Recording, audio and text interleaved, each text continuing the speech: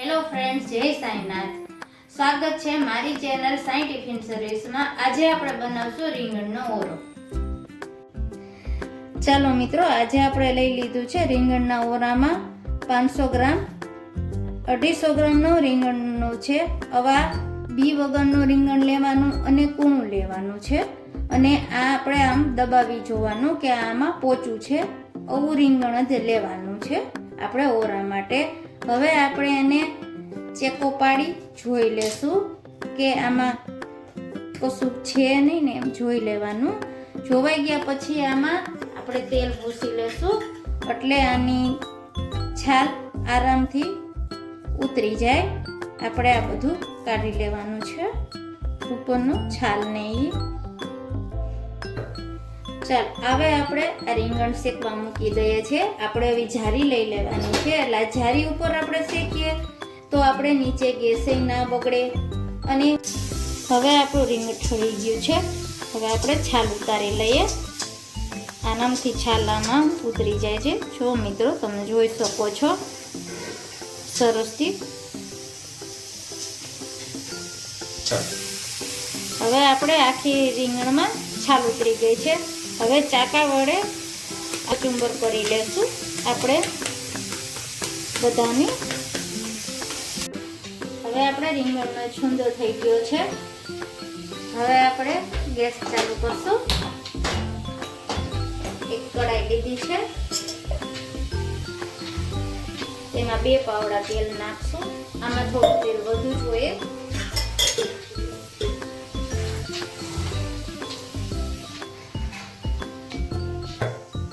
હવે આપણું તેલ આવી ગયું છે. આપણે થોડીક રાઈ નાખશું, થોડું જીરું નાખશું, લાલ મરચું નાખશું, તજ નાખશું, તેજપત્તું, લીલું લસણ ને કટકી નાખી છે. આ કટકી નાખો તો બહુ સ્વાદ સરસ આવે છે કટકીનો. લીલું મરચું નાખ્યું છે. હવે ડુંગળી નાખી દઈશું. આપણે આદુ નાખી દઈશું. હવે આપણે થોડુંક હલાવીશું. ધીમી ફ્લેમે આપણે કરવાનું છે.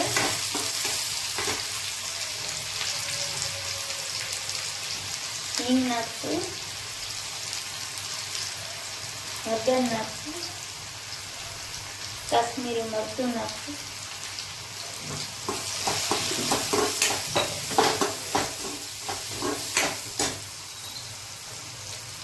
સ્વાદ અનુસાર નિમક નાખશું.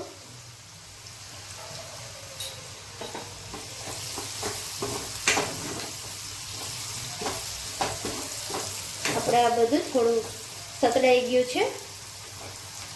હવે ટમેટા નાખશું. આમાં લીલી ડુંગળી તમે નાખી શકો છો, પણ મેં લીલી નથી નાખી, મેં સૂકી ડુંગળી નાખી છે.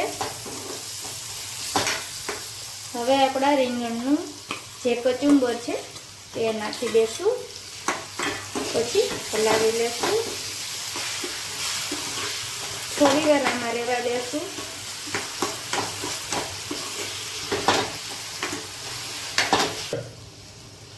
હવે આપણો રીંગણનો ઓરો થઈ ગયો છે, તમે જોઈ શકો છો મિત્રો.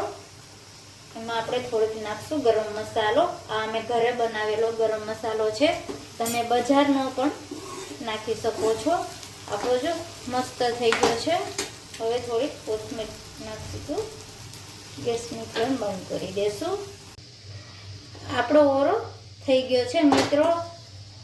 મારો વિડીયો ગમ્યો હોય તો લાઈક કરજો, શેર કરજો, સબસ્ક્રાઈબ કરજો. મળશું બીજા વિડીયોમાં.